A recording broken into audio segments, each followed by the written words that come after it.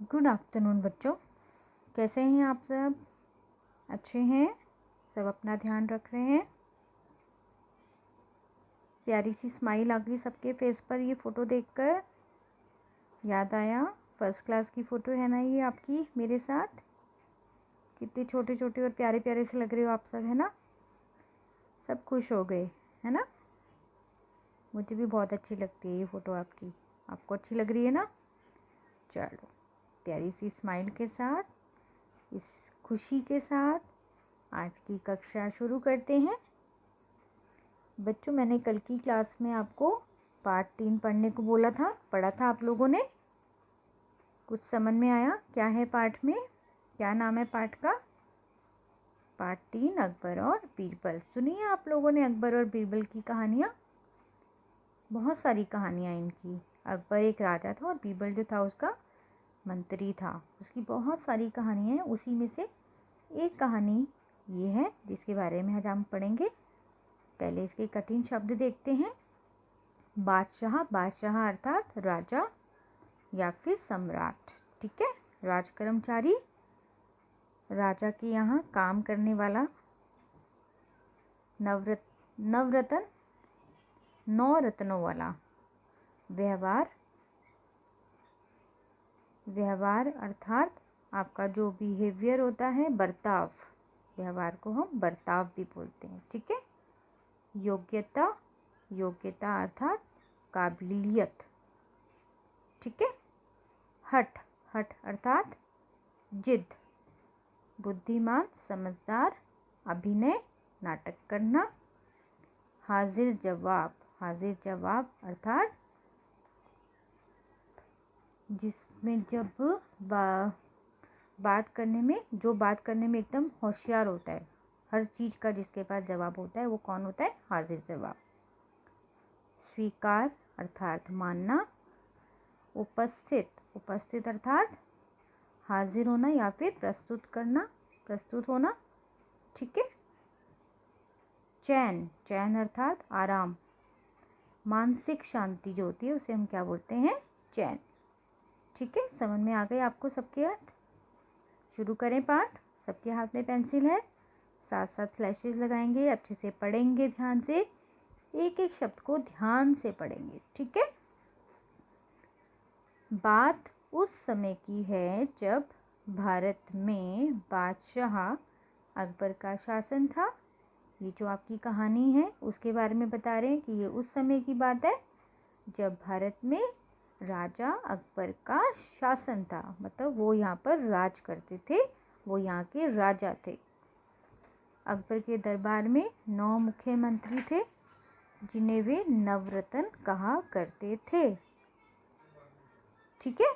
9 मुख्यमंत्री थे राजा के दरबार में जिसे नवरत्न कहा जाता था। ये जो 9 मुख्यमंत्री थे अलग अलग क्षेत्रों में विशेष योग्यता रखते थे। अलग अलग जगहों पर इनकी अलग अलग योग्यता थी, इनकी काबिलियत के अनुसार ये लोग वहाँ काम करते थे। इन नवरत्नों में एक थे बीरबल।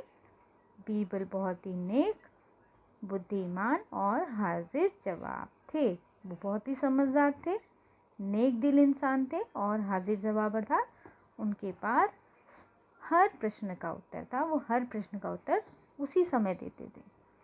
अकबर बीरबल को बहुत चाहते थे। जिस दिन बीरबल नहीं आते थे उन अकबर का मन ना लगता। एक दिन एक राज कर्मचारी दरबार देर में से आया।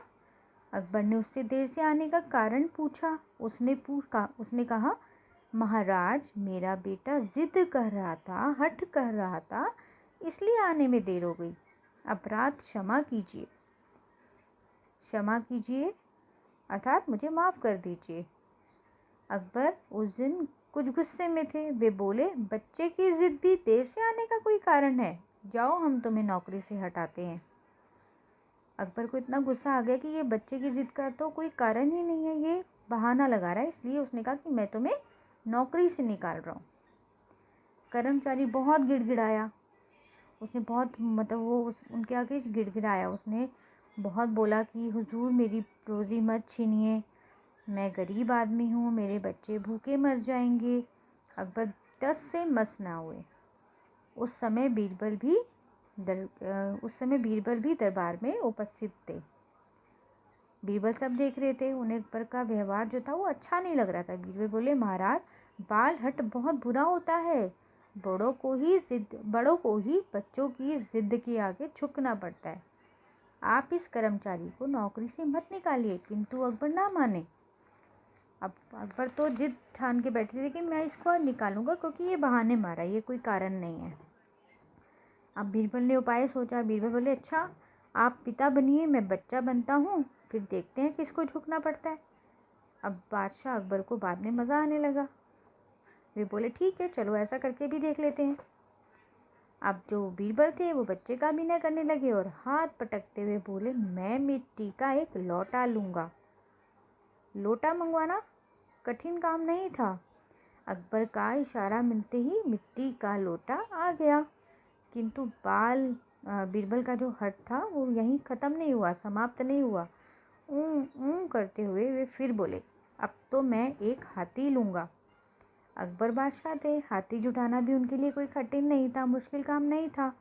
दरबार में हाथी हाजिर कर दिया गया। किंतु बीरबल का रोना चालू रहा।